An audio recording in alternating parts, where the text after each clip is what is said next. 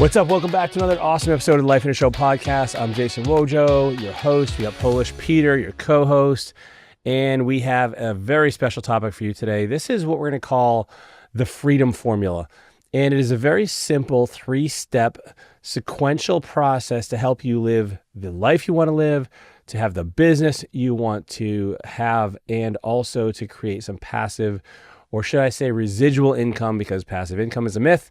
But in any case, this is something that'll allow you to really live on all fronts, the maximum in every area, man. I'm excited about this. Yeah, bring it. What you got? Freedom formula. I like the sound of it. Yeah, dude. Like, right? Some alliteration there. So check it out. So if you've been listening to the Lifeonaire Show podcast any length of time, you know about this thing called a vision. Your vision, if I had to just in a nutshell tell you what it is, it's a picture of your ideal life and your ideal self. Like, that is the simplest way I can say it.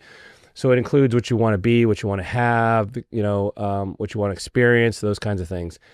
And we break this out into 11 different areas at the Lifeonaire Get Life Getaway. It's a 3-day event, so come on out and check that out. But your vision is really the blueprint for the life you want to live in every facet. And so you need to start with this step 1 of the freedom formula, which is creating your vision. And the reason is because every other decision will stem from what your vision looks like. And if you, for instance, like one person may want one kind of relationship versus another. One person may have a different emphasis or value on their faith than another. One person wants to have abs. The other person wants to, be, 300 pounds and be a strong man. So everybody's vision is different. And all of your actions, all of your decisions will stem from what your vision looks like.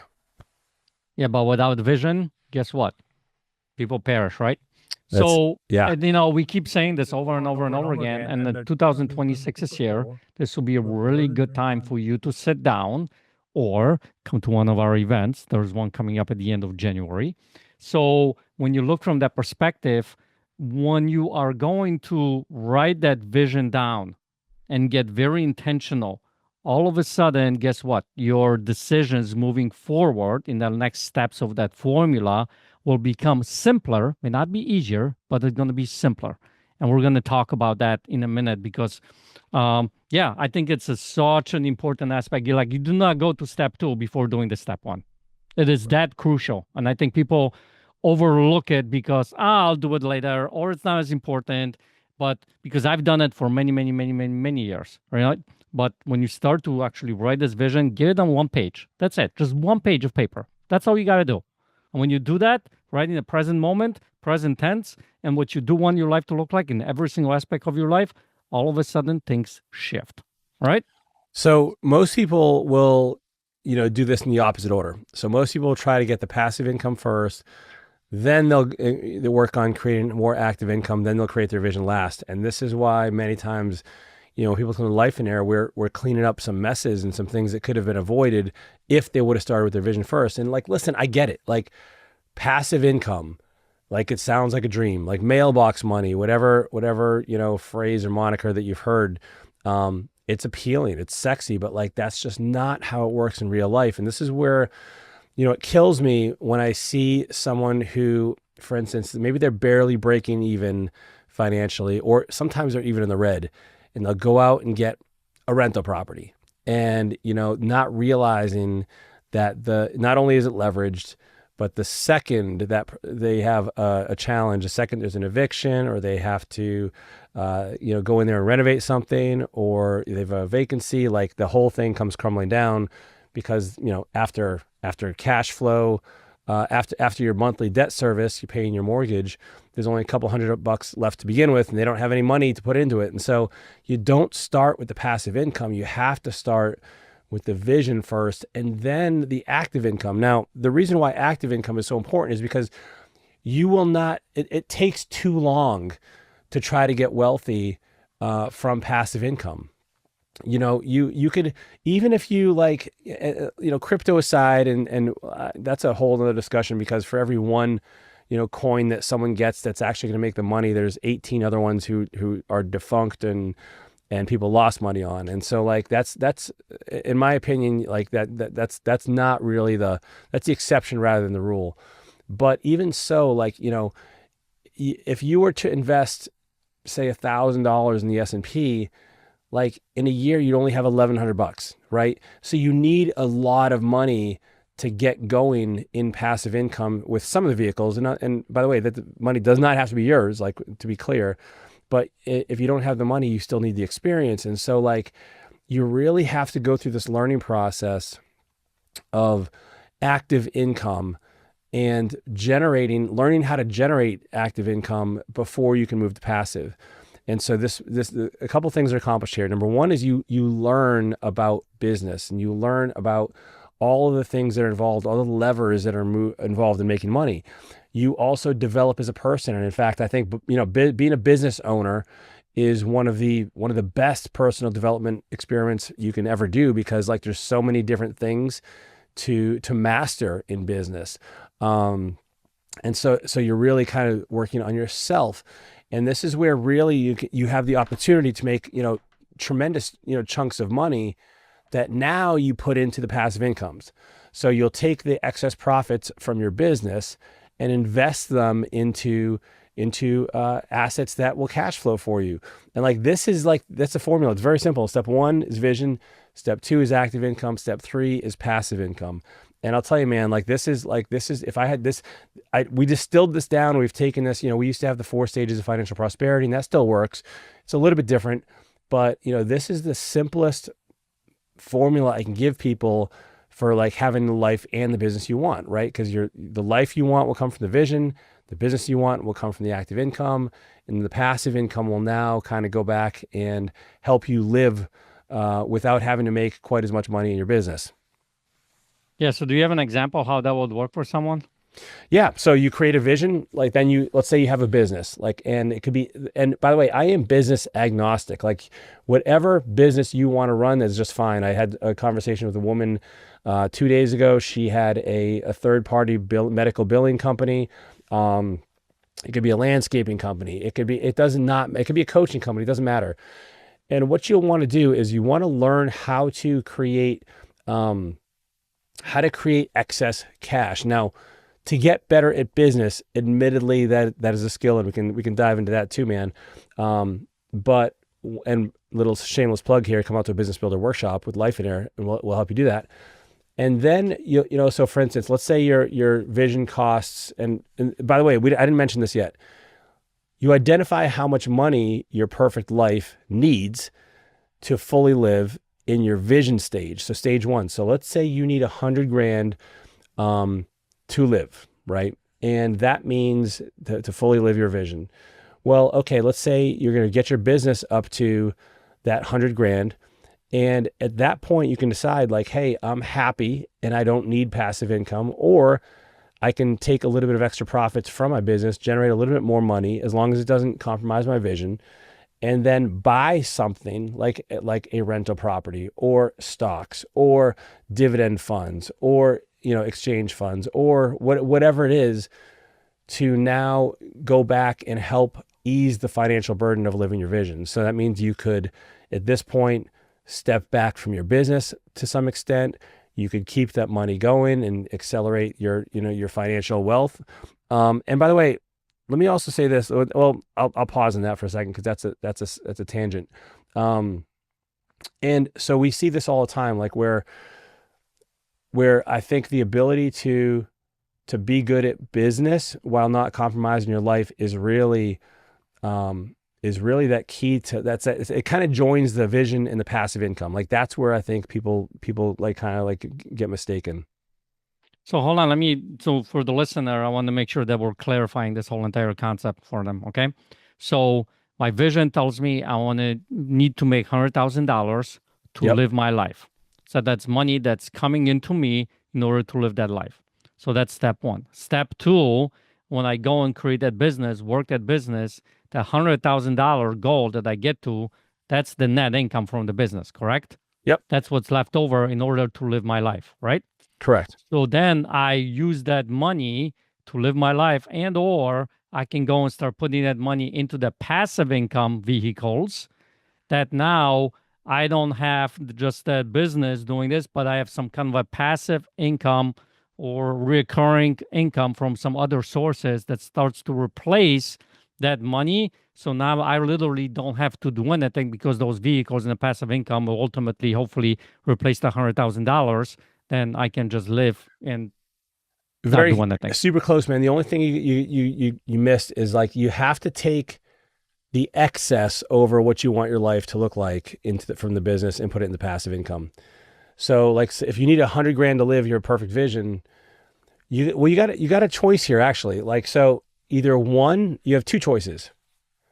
One is I need to make more than $100,000 of profit in my business, and I'm gonna peel that amount of money off and put it into passive income. Yep. Or I'm willing to compromise my vision and simplify my life, maybe in the short term, to take now that excess money and to put it in the passive income. And that will accelerate that snowball. So like, for instance, let's use different numbers. Let's say you need $5,000 a month to live. And that's not like your perfect life, but it's a fair life that you feel okay with. When you take money from your business and put it into passive investments, and you buy a rental property, maybe one rental property spits off $2,000 a month. Well, you just replaced almost half of what you need to live that lower, okay level life.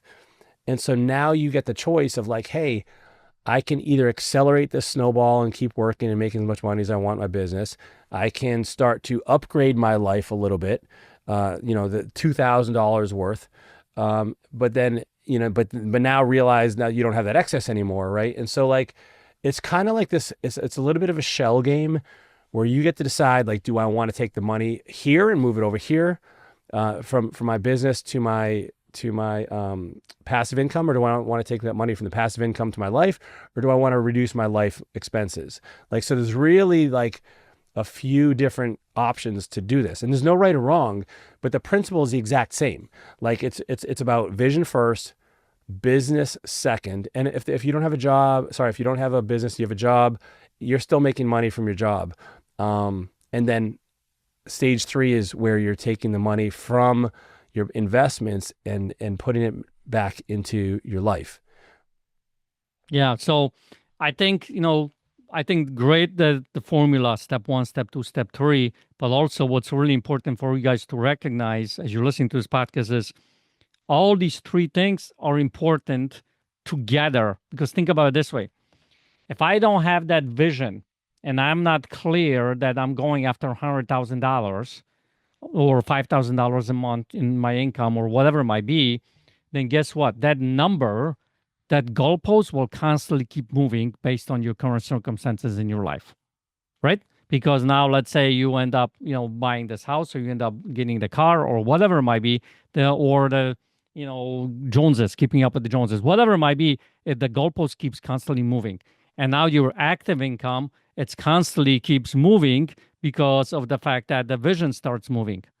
That's step 1. And now guess what? The passive income either starts moving, and you never actually get there because of that step 1, right? It's not very clear. So it is so important to figure out what that vision is, how much you need to be making, or the business or the passive income needs to be making to live that vision.